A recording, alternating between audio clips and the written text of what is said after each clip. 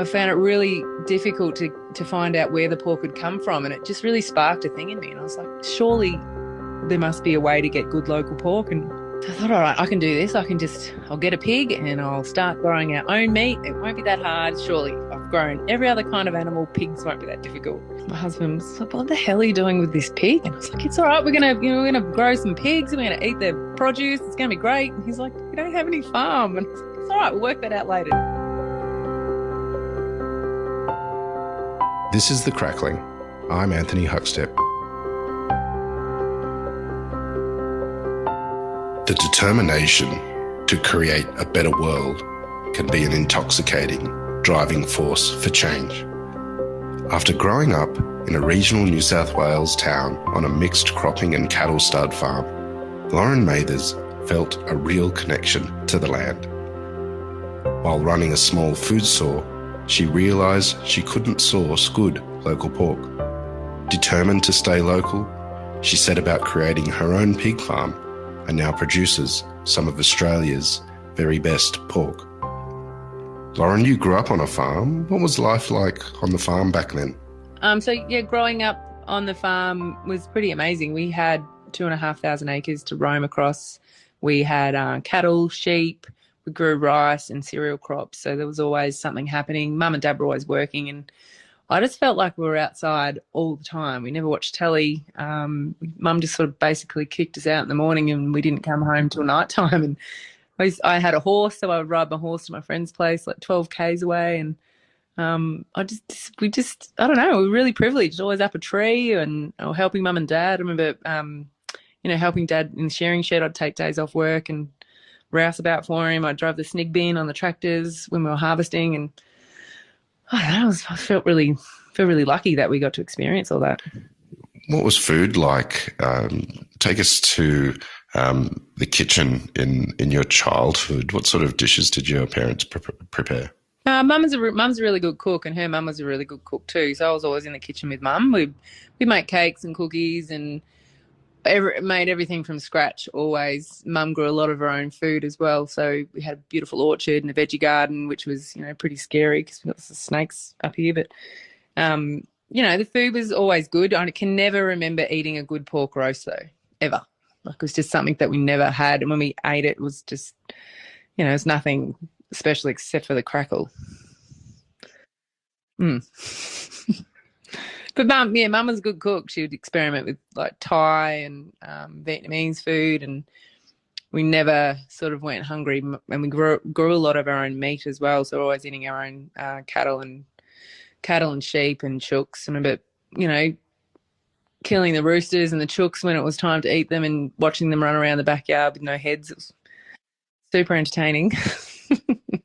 Now, you became a pig farmer later in life, but there was a couple of things before that. What was the first sort of chosen vocation for you? Well, I studied ag at uni, and then quickly I did science first actually, and then went into journalism. So I did journalism for 3 years. Wow. Yeah, and I loved journalism, but I didn't finish the course. I just sort of grew tired of it, and then I did I've done lots of things. I did personal training, and then loved that, did fitness, and then came back to Barron when I met Locke and worked at his trucking depots. He's got a transport company. So I worked there for a few years and just got really bored and just wasn't stimulating enough for me. So I went back to study ag, and I did it through UNE at Armidale. And I really loved that experience because I could still work. So I was the vet nurse in Barron for a few years and worked there while I studied. And then my first real job, I guess, like proper job for what I trained for was I was an environmental project officer out on the creek. So the creek that I grew up on, actually, my first job was to do an action plan, like an environmental management plan for that creek. Wow. Yeah, it was awesome. So it was really close to my heart, and I got to work really closely with all the farmers that I grew up with. And so I spent most of my days having cups of tea and looking at their creek, basically. It was a pretty sweet job. But then I realised that this was around the time when the water was taken away from farms. It became separated and became a commodity. So farmers, in the middle of the drought, they didn't have any water. And they were really stressed, and I could see their anguish and, just the impact it was having on their mental health. And I thought, there must be something that these guys can grow with less water that's high value. And it just got me thinking that, maybe there's another way to do this. And at the same time, like, I finished that project, and when Kevin Rudd became Prime Minister, he cut the funding for any of those sort of environmental jobs. He cut the funding for them through the CMA. So I opened up a food store with a childhood friend who also grew up in Barham, and we focused it on, this was in 2008, so we focused on, sourcing local produce and making really good coffee and working with those farmers to get their produce on the plates of local people. And it sort of was, back then, it was just not heard of in the country. It was really progressive, and the food store is still open today. And it's great, and she uses a lot of local produce. So that sort of set that off. And at the same time, I started thinking that, how good would a farmer's market be here? And I won a bursary to travel to France to look at their farmers markets. And when I got back, I left the long paddock, had a baby, started a farmers market, and started growing pigs at the same time. So we couldn't get local. We couldn't get good pork. I remember cooking the pork at the long paddock, classic pork belly. Everyone wanted pork belly, and mince to make dumplings and things. And there was something about the pork that was really inconsistent. And I was like, what's going on here? Why does that smell so bad? And why does it taste so different? And I found it really difficult to find out where the pork had come from. And it just really sparked a thing in me. And I was like, surely there must be a way to get good local pork. And I couldn't get it, especially not free range. And then when we spoke to other farmers, it was actually hard to get any information out of anyone. And Belinda Hagen from McIver Farm Foods, she was great. And I remember speaking to her for hours on end about Berkshires. And so I thought, all right, I can do this. I'll get a pig and I'll start growing our own meat. It won't be that hard. Surely I've grown every other kind of animal. Pigs won't be that difficult. And I remember going to pick up Doris from one of our neighbours. They rang and said, we've got this pig. She's, we don't need her anymore. Like, the kids aren't home anymore, and they're the ones who sort of got her in the first place. So I went to pick up Doris. Classically, just thought that I must have watched too many Babe movies or something, but I thought that she would just jump in the back of the trailer because pigs are smart, and I was like, get up, and she didn't. She just took off. Obviously, like, it's bloody funny. She took off across their orchard, and here I am chasing this pig, and the farmer wasn't home, and he got home and he goes, "What are you doing?" I was like, "Oh, Doris is out and I can't get her back in." He said, "Oh, yes, you just need a bucket of food." So he went and got, the lesson number one was always move pigs with food, and he got a bucket of milk, and she went straight into the trailer, and that's how it all started. And we had no room on the farm. Like, we were on a farm, but we didn't own the land. We just owned a house. It was like 2 acres. And brought her home, and Locke's like, my husband was like, "What the hell are you doing with this pig?" And I was like, "It's all right. We're gonna grow some pigs, and we're gonna eat their produce. It's gonna be great." And he's like, "We don't have any farm." And I was like, "It's all right. We'll work that out later." Just anyway, he just thought I was mad, and then she got quite depressed. So we got another pig to keep her company, Wanda, and then we found Betty. So we had these 3 pigs living in the orchard at our house, and I remember Lockie just thinking it was outrageous, but then I caught him one day, giving Doris a pat over the fence, and he was like scratching her neck, and I realised that then he was in, and it was all going to be okay. Well, even though you grew up on a farm, and going from running a food store and cooking as well to actually farming pigs is a pretty big step. What were some of the early challenges you encountered? Obviously, space for the pigs and what to feed them. We couldn't find a nutritionist that up here that had done any pig formulations for nutrition, and so for the first few years, we were just getting sort of the scrappy food left over from a company called James and Sons, and they were just giving us the stuff off the floor, and I'm pretty sure it was horse food and sheep food and all the bits mixed in. But the pigs grew well on it, and we quickly learned that pigs will grow well on anything. It's just how do you do it so you get a consistent product? So for us, we worked with the local feed company to come up with our own diet. which was really good. We didn't want any sort of genetically modified grains or artificial bits and pieces, antibiotics, or, you know, nothing nasty in it. And it worked out really well. And the pigs sort of were thriving, and that was sort of the first thing, was just getting the nutrition right. And then obviously everyone will tell you fences. You've got to have good fences with pigs, or just a hot wire. So there's always pigs out, or, you know, and then farrowing, like keeping the piglets safe so they don't get rolled over on and everything. But, you know, it's like it's any animal. And I didn't want to get into, like, I always thought that I'd be the one to take over Mum and Dad's cattle farm. Like, we had a stud, and I always just assumed I'd be that lucky kid that got to, you know, inherit the farm, but it didn't work out that way. And because I was doing it on my own, Lockie didn't really want to be involved. You know, growing beef wasn't really an option. And we just saw that niche for the pork, and, you know, we've learnt a lot along the way. We'll probably write a book on how not to farm pigs, I reckon, before we wrote one on how to farm pigs. Like, we learn every day. There's new things that we learn every day. Well, tell us about the environment that you're in and why it's so good for pig farming, and what is it like on the farm for the pigs? Yeah, we live on a very flat part of Australia, flat floodplain. So our landscape's typically red gum trees and black box trees, big open plains basically, and lots of salt bush and native grasses and things. So, and the soils are quite a heavy chocolate clay. It's beautiful soil. It holds on to moisture really well. So we don't have a very high rainfall. We get about 350 mils of rain a year, and the last couple of years I don't think we've had an average rainfall at all. Like, we didn't get that wet effect that the rest of Australia had. We've only just sort of coming out of drought now. It's typical. We didn't have any rain last winter.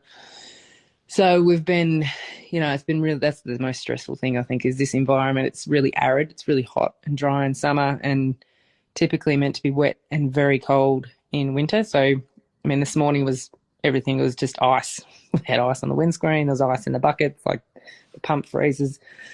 So it's very extreme, the weather. So the pigs, the Berkshire breed are great because they're very well suited to outdoor breeding. If you had a large white out in the open plains and in forested areas, I don't know, they'd survive really well. A, they'd get sunburnt, and B, they're not really adapted to that kind of environment. So the Berkies are really tough. And as long as they've got, you know, a wallow in summer and shelter and hay in winter, they're pretty happy.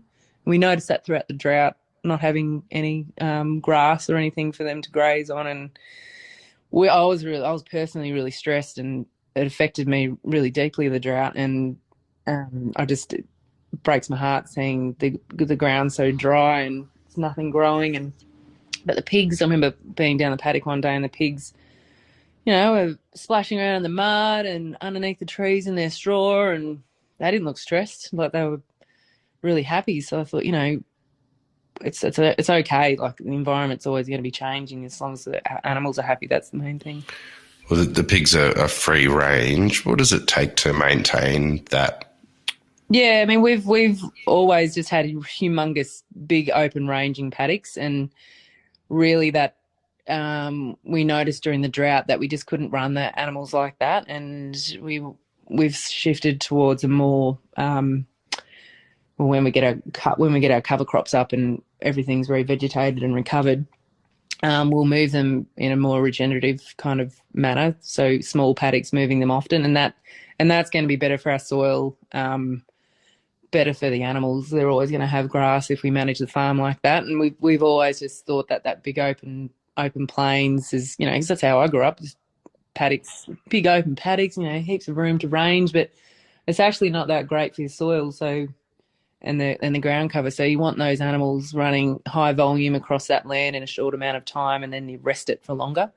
So our farm wasn't getting enough rest, and we just noticed that specifically in the latest drought that, you know, water was pooling on top of the soil, and we weren't maintaining ground cover, and I was like, we need to change the way we're doing it. So we're in the middle of that now, and hopefully see some good changes. Well, farming isn't the only thing that you do. There's the butchering and also the deli, the charcuterie. Tell us about what it takes from the growing the pig side of things to get the right product for what you do with the butchering and the charcuterie? Yeah, I mean, we started off using other butchers. So I used to take the pigs to the abattoir with the kid in the back seat and the pigs in the trailer and drop them off. And a couple of days later, we'd go back over and go to the Gunbow butchers, and Tom and I would, I'd just watch basically and tell him what we wanted, and he would teach me a lot about the butchering. And I thought, that doesn't look that hard. And so one day I jumped on the knives and gave him a hand, and I just really enjoyed it because I remember when I was a kid, I thought I always wanted to be a vet. And I remember cutting up dead animals. If I found a dead animal, I'd cut it open and have a look inside. And I was just fascinated. But I got the same kick out of butchering our animals. And I thought, God, this is actually, I really like this. And when the driving around became really, it just became sort of wore me out with the kids and everything. And we couldn't get our smoking done up where we are. No one had a license. So we'd send it down to Peter Boucher when Troy was working there, and they'd make our bacon and ham. Then we'd have to pick it up before we went to market. So there was a lot of running around and a lot of miles, and it didn't really suit, having kids doing all that. So so we cleaned out the carport basically and built a butcher shop. And Locke once again just shook his head and said, "What are you doing?" I said, "She's all right. It's all right. It's gonna be fine. I can do this." And he's like, "Who can get to butcher?" And I was like, "It's fine. We can do it." So I think Frida, my second daughter, she was newborn, and that's when we did that. So Locke would bring her out for a feed at like 2:30 in the morning, and I'd still be out there practicing away and trying to get our meat ready for orders for that week. And it went like that for a little while until I got the knack of it, and it became easier. And then I got someone to help pack, and it was great because we could give the feedback directly back to the feed company, or I could see what was going on the farm and see the effects of that in the meat.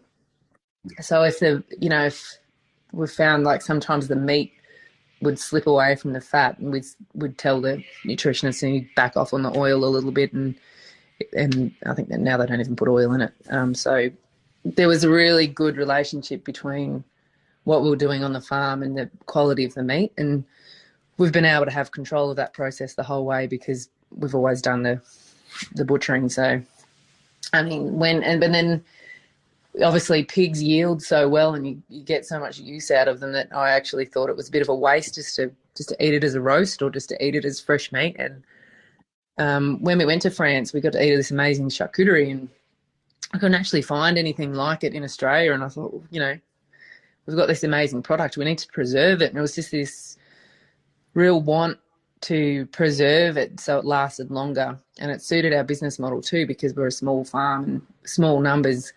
We could get more yield and more serves out of a pig if we preserved it and sold it in smaller portions. So that's when the charcuterie dream was born, and it was basically just trial and error, reading lots of books and spending lots of time just making things and getting the humidity and the temperatures right. And yeah, it's been a bit of a journey, but now like everything's used. Like we don't waste anything. We use, the bones boil down into broths and things, and I'm doing all the butchering now. We don't actually have a butchery. We don't have a butcher on site anymore. So I've spent a few years away. I've spent a few years away from that processing, and thought it would be better to have butchers in, but I've quickly realised this week that like I really do love that part of it, and I love being able to produce everything and use all the waste. And it's been really good, and I love working with our team, and I get a lot of satisfaction out of using the whole animal and just the amazing products that we can make. So, tell us a bit about the charcuterie that you're making. Did you have any failures on the way, and what sort of successes? What do you really love that you're making at the moment?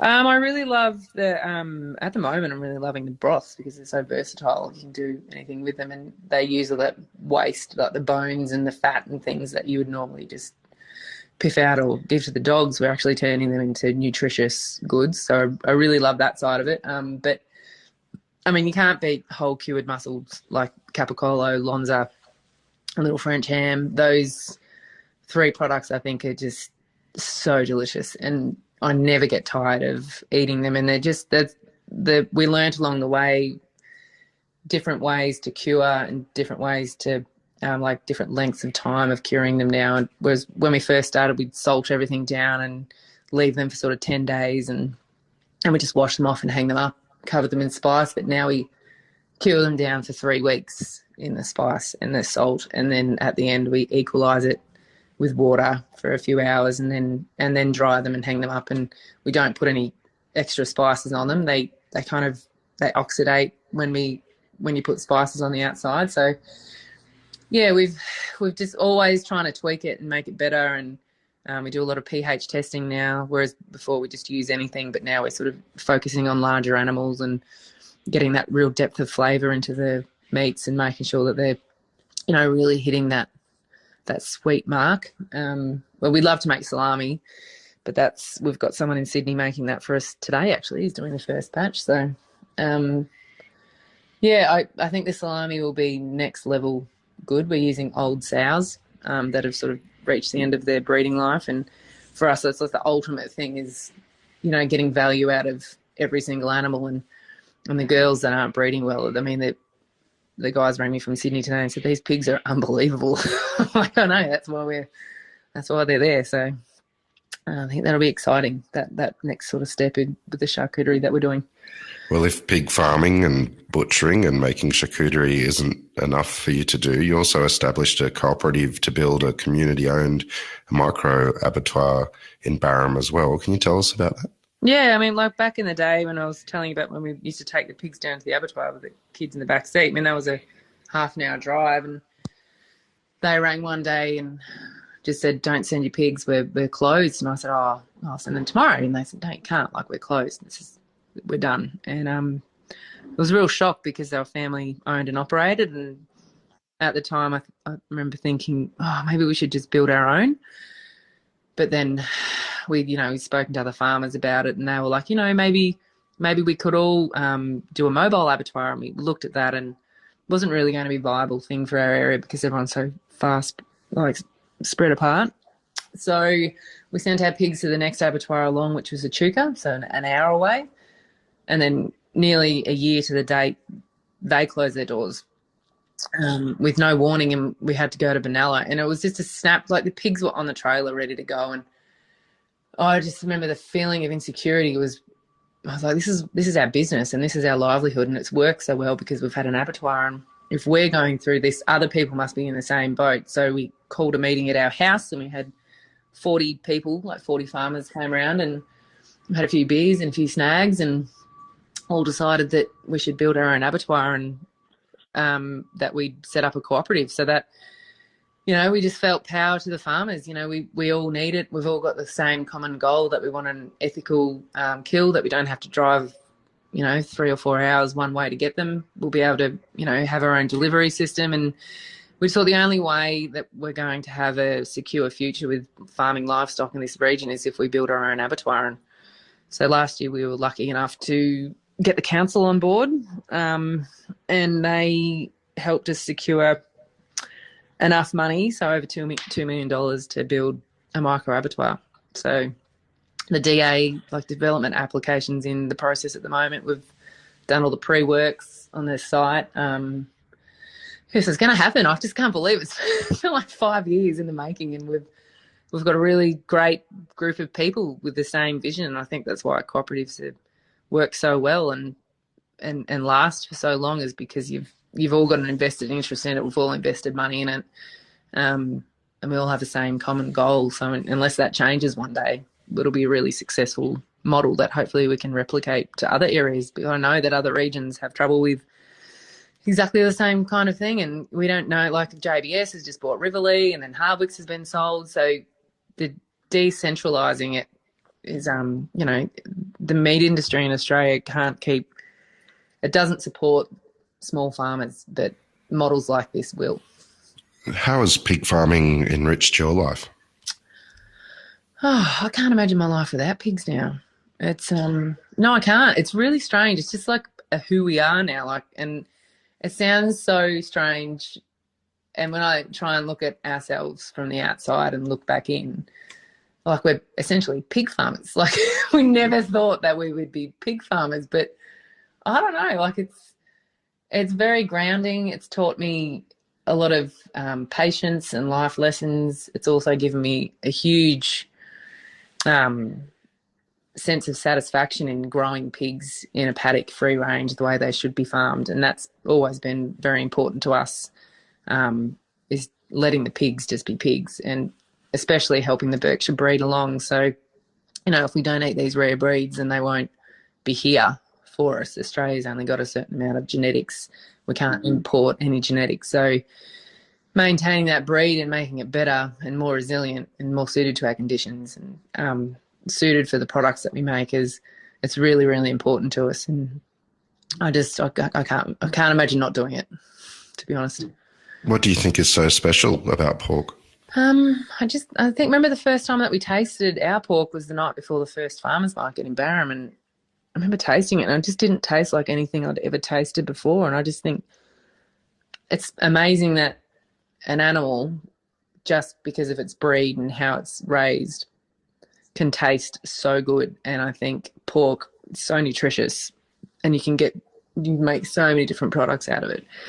I think that's what makes it so special, is that it's so versatile, and the pigs are so good for the paddocks as well. Like, we don't use any fertilizers or we don't plough, and the pigs do all that work for us. So there's a real harmony in what we do, and they're a massive part of it. We couldn't do it with sheep, and we couldn't do it with cattle. The pigs are the golden ticket.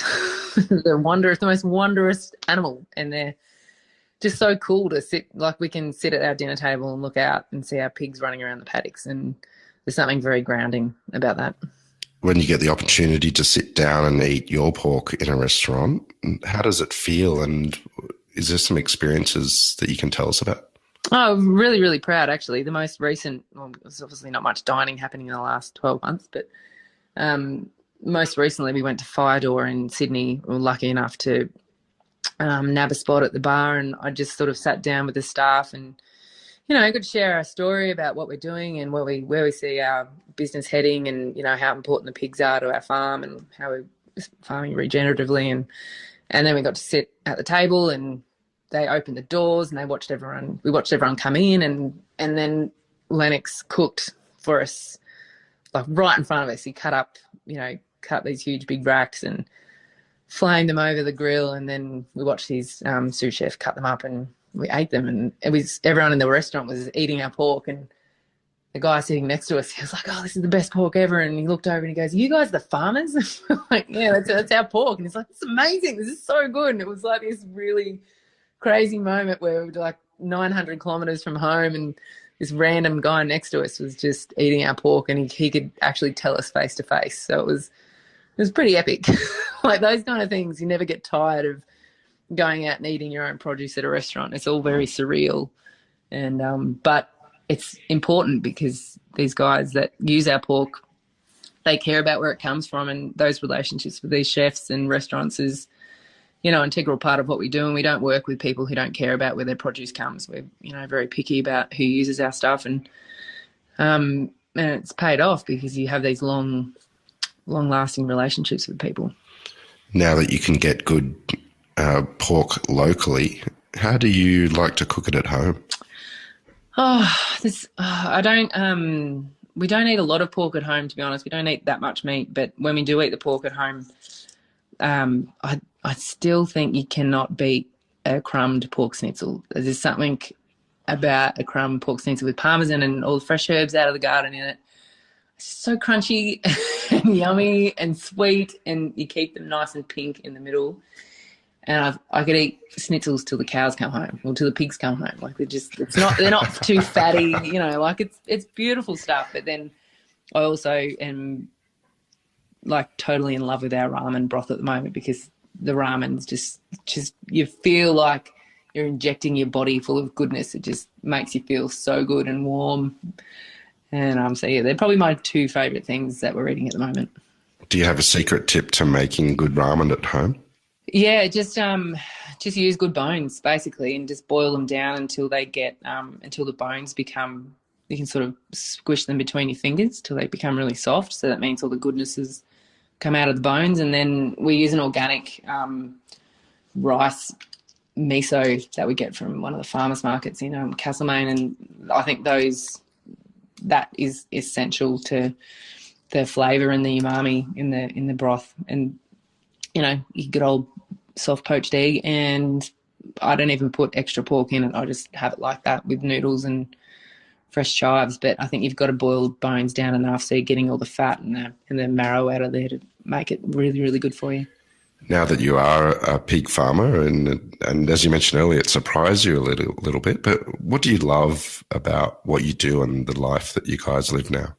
I love it that the kids are so involved. Like the kids, you know, as a family, we can do everything together. Like the kids and I planted 700 trees on our farm a couple of weeks ago, and right before it rained. And I think farming is a game of timing, and we've been so busy over the years that we've never really quite nailed the timing of, you know, when it's going to rain and getting some pastures in or getting a cover crop in. So it's like this game that you play every year because no two seasons are ever the same. So it's this constantly changing environment that you're always learning from and always trying to improve. So that I'll never tire of that sort of, well, I do tire of it when it doesn't rain, I tire of it. But because we're always there to see the changing seasons and to get the kids involved, and they love it. Like seeing the kids on the farm, like they ride their motorbikes, and you know we're on the edge of the bush, so we can just duck out to the bush and go mushrooming, or you know we've got this incredible place where we live that just nurtures this gorgeous relationship with the land and the environment and the kids. And we all thrive on it. Like we love it. We're, you know, a kilometre from the Murray River, so we jump on our boat and go to the pub for dinner and boat home again. So that those kind of things is what I love about where we live. And, you know, just seeing how pigs change the landscape as well, and how the soil's been improved in time that we've had the farm. It's pretty special. It all started with Doris and you chasing her through the property. Have you had any mishaps in the years that you've been pig farming since? Oh, endless amount of mishaps. I remember when we didn't have the farm set up yet, and we used to have a boxer dog called Reggie, and the pigs, because we're literally on the edge of the forest, the pigs, so Doris, Wanda and Betty, and our boar Kevin Bacon, they would go so they would all take off out into the bush every day, because I remember there was a flood that year, so they were out wallowing in the flood water, and at the end of the day Reggie would go round them up and bring them back. So that was like you didn't know whether they were going to come back. But they'd come back every night and snuggle up and go to bed.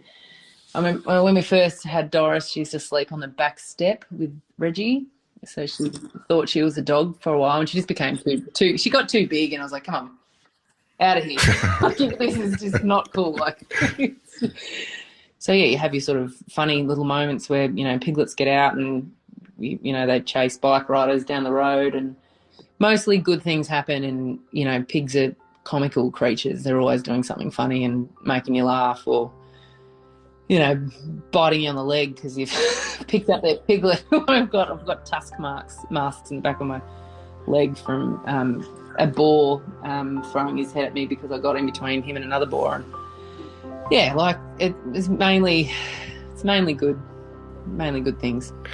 Well, Lauren, we've loved having you on the Crackling today to hear your story. Please keep in touch, and we'd love to catch up again soon. Yeah, thanks so much, Anthony. This is The Crackling, a Deep in the Weeds production in partnership with PorkStar. I'm Anthony Huckstep. Stay tuned as we catch up with some of Australia's best chefs and pork producers to discover what makes Australian pork so special.